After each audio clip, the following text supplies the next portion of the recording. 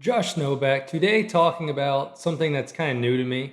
This might be painfully obvious to you, but something I found out the last couple of weeks and I've really been studying is post over and where it actually hits. Okay, so to me, I've always thought it as a flood that hits the outside flat, meaning we have something deep out here, right? Our crosser is going to get hit across the field and the flat, and then we have something obviously short in the flat. As I keep studying it and keep watching it, I really think it's a much better flood of the hook curl. Okay, so this area here. And so I'm going to show you why I think that is the case. And then because of that, the changes that need to be made in other videos I've produced so far. So just real quick overview. I think watching it over and over and over and studying it where it actually hits the timing, all that sort of stuff, this plays actually 3 layers in this hook curl area. Okay, so depending on what your fields are, you have to kind of decide where that is. But this area, right? I have something deep at 40 yards. I have something here at 20, and I have something short at 5. And like I said, that affects all 3 of these routes in the teaching and the scheme and everything else I've talked about so far. Okay, so these are the changes I would make after restudying it, rewatching it, and kind of learning where this thing hits. Side note, unless you have a quarterback that can throw the ball about 70 yards in the air, never ever do this protection where you're spinning, then take a 7-step drop, throwing to the fastest receiver in the league. If you don't watch some wounded ducks, watch Tua try to do this protection, this play. But all that being said, okay, this is kind of what we're aiming to do, right? We're putting something on a college hash at 40, something on a college hash at about 20, and something at a college hash at 5 yards or 0 yards of the check down. Another good look here at what we're trying to create. Okay, you'd obviously want the running back to be out here a little bit more. Okay, but really, really nice spacing here between the deep route and the post. The new over, okay, well, I'll talk about all these routes which changed, the new over route, and then the underneath check down piece. Okay, but we see that spacing, that's a ton of space we're trying to create here. Okay, and we're hitting this area of the field now and not so much this area of the field. Like I said, this might be common sense to you, okay, but this is all news to me. So, talking about the actual over route and what has changed. Old over route, we're inside stem, we're at 12 yards, running out of bounds at about 25 yards. Okay, because my goal, right, was to hit this thing out here somewhere. Defenses can take that away a little bit easier. I'll show you.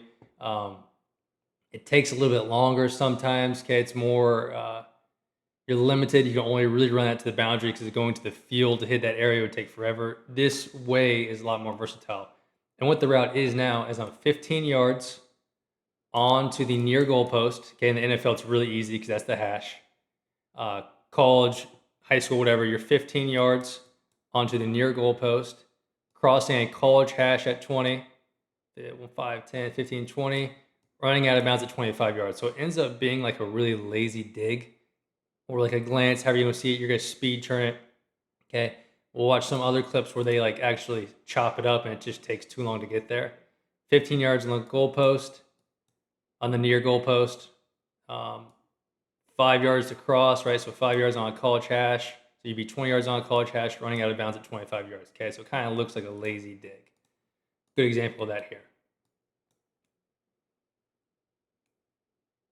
And we see that is now the area I'm attacking more so than that area. Okay, and it times out a little bit better. And it allows you to do different things front side and space out the check downs and attack with different two-man concepts over here with this thing pushing a little deeper.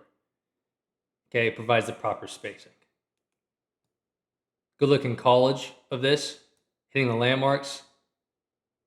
They're almost in the middle of the field at 15 yards. That's not terrible. I'd want to be at I'd like him to re-straighten a little bit here to save space, make it look like pylon, right? That's my favorite concept in the world is pylon. Make it look like pylon for 15 yards, and then we're just breaking off a little bit flatter. Bad defense, right? Cover 3. This should not be a shot, but good look at the actual route. Okay, so we're just pushing this thing more vertical and flatter across than I originally thought it should be. Another look here up top, good stem into it. Probably doesn't even need to do the stair step against zone, right? He could probably just keep going on that angle he's on. 15, that's the college hash at 20, right? Running about to 25. That is where we're attacking. Okay, really nice spacing there. instead of just the old school, just kind of flat, tough angle to throw, all that sort of stuff. Like I've said, I've spent just way too many hours on this the last couple of weeks, watching over and over and over and over where the ball is actually caught, triggered, how to stress a defense the most. I think this is now the best way to do it. I don't live a very exciting life, obviously. Once you're attached tight end, K, it becomes obviously really easy because you're already on that landmark, basically. So you can just push straight across at 15 and then make that rounded break, running out of bounds at 25, college hash at 20. Okay, really good look at it there, though. We don't want to chop, okay? We want to speed cut it, double pound it, however you want to term it, okay? Because we got to get to that area with some decent speed, okay? But remain at an angle. Look again against man. Here's where your stair step to reset vertically. Sorry. Like that could be anything, okay? Once I reset it here, I can run the near pylon, right, far pylon, or come across on the over, whatever it is. This old school route I was talking about earlier, you're kind of limited, right? There ain't much you can do running into the middle of the field at 12 yards, okay? This provides a little more options, okay? And you can kind of trick the defender maybe a little bit more here. Like I said, right, we're saving this outside space for other routes, rails, double post, vertical, stuff like that. We're saving this space. God damn it. I'm done with this clicker. We're saving this outside space, okay, for different routes, right? And then we're going to keep our high low in the actual hook curl area. So this is the old school cross, okay? And a danger that happens if you're a 1x1 set, right? So we're in some sort of 3-back. We have our post or clear out up top. We have our old school crosser here. A couple different issues. You're running right into the hook curl defender. And now this guy can now release you and now overlap on the post. If we're more vertical, we keep that guy down, then get swallowed up, okay, by the backside defender. But now at least we're one-on-one on the post, right? This guy can't then go overlap, right? So we're maintaining this thing much more vertical and then breaking across will hold that backside safety for us, as you can see here. Right, backside safety now goes and overlaps the post. Okay, and he doesn't make the play here, but now he's able to overlap, and he could make the play if he didn't just kick out and cover 2 for no reason there. And actually ran to the backside hash at 40 yards. So the deep route, because I want to attack this area. Okay, the only time now I want to run a pylon, so the near pylon, right, the high quarter, whatever you would call it, is if the corner is going to drop me in coverage, okay, meaning this right here. So I want to always run the post unless the corner is going to drop me in coverage and stay on the outside hip, okay, because now he can swallow up and make a play on the over route. Same thing with the over route here, right? They're running like a dig. I just think it just takes too long to get to that area. I'd rather him get across earlier, but basically always run the post unless that corner is going to drop off. So in a perfect world, is there a way to read it by that outside receiver? Maybe, right? Could you always run a post unless the corner drops you? Possibly. So that here you run the pylon. I think just game plan wise, you have to get it right, okay? Especially in these really super condensed formations, which I'm not a huge fan of for a lot of this stuff. But right, so it's kind of eliminated the pylon in most cases. I only want the pylon now when I know that corner is going to drop me off. Everything else, I want to put 3 people here in this area. What's really changed the most from my original stuff is the checkdown distribution. So my original videos, I was all about getting the flat component out. That's the important part. And then secondarily, we get something short in the hook curl, cool, right? So something like that. I was much more interested in this piece. This piece to me had to be created. Now I'm the opposite. I think this piece has to be created. And now the flat portion is secondary. So this now could be my protection guy on the flat. If we get him cool, this has to be created. Why? Stuff like this. Okay, this is how it's pretty commonly defended. Right? You're running right into the hook curl. The flat takes it. Okay, you're running right into all these defenders. What I think would be better is if you weren't going to bring a shallow or something back across, is to run this guy back on an angle or something back underneath it, okay? A return route, a bait route, or a snag route, whatever you want to call it. something here. Like, look how open, we're gonna clear that guy out, he'll take it, the hook curl guy. Look how open a return route would be right here. If you wanted to bring a shallow across, which is preferable, let's say you want to chip shallow, then this guy can be in protection, okay, and then I can create my flat late in the down. Why? Because if the over route, oh, that's a bad over, that's my old over. If an over route is caught in the deep flat, it's gonna take forever anyways, right? So this guy can be really, really late getting to the flat, okay, but this piece is needed right away.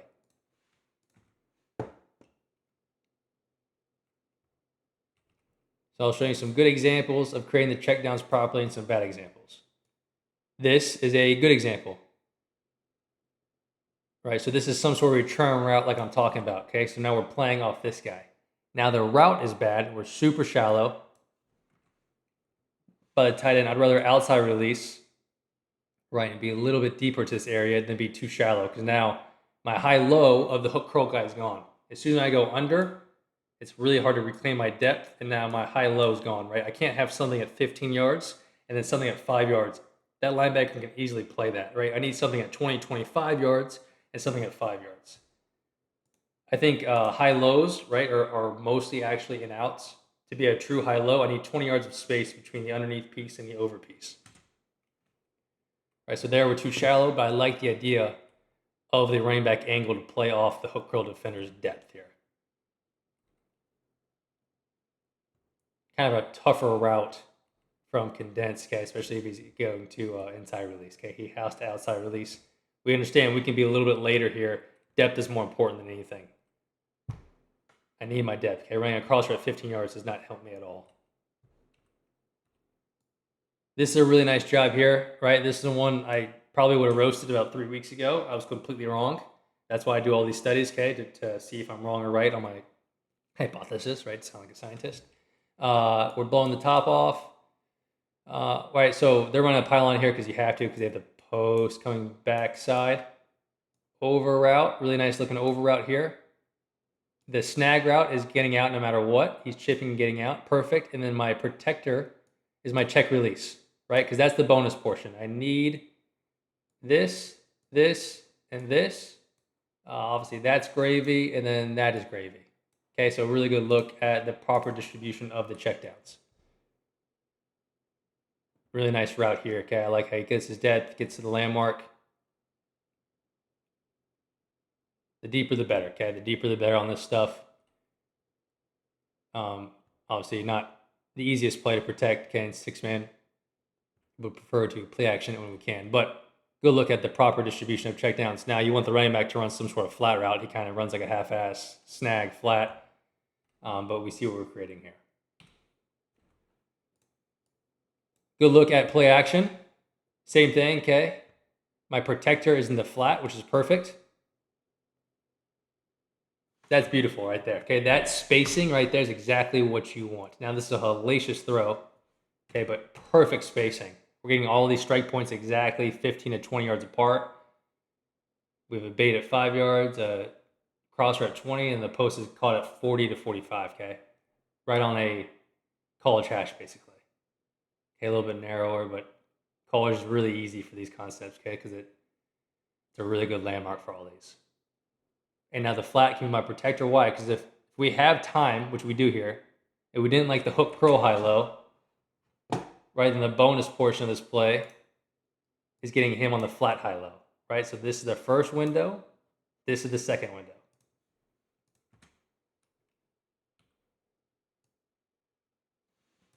My favorite way to create this, if you didn't want to use 2 people over here, I really like this thing on shallow.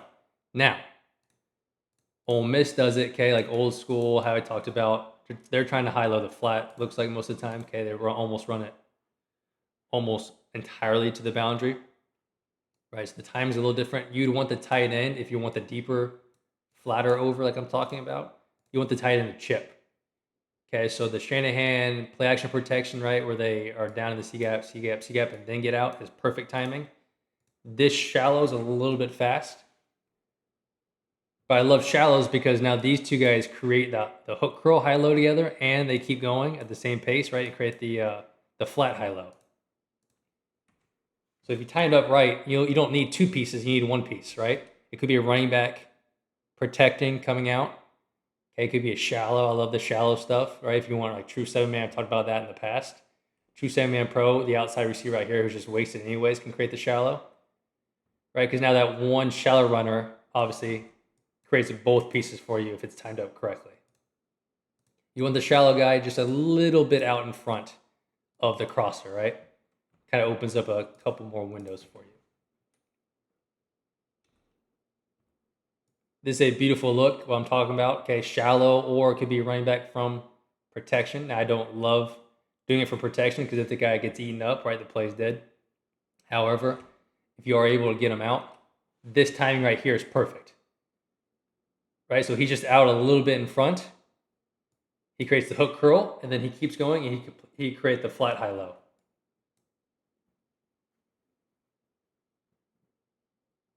Right, so check down distribution is huge on these things. Okay, I don't think people understand how important these are on these high lows. Jesus, it's a terrible throw. But same thing here with the running back. Okay, we're a little bit later to get out. I don't need that fast across action you see these guys run from shotgun. Okay, this can be a low, slow leak. Okay, just to provide that perfect spacing right there that we want.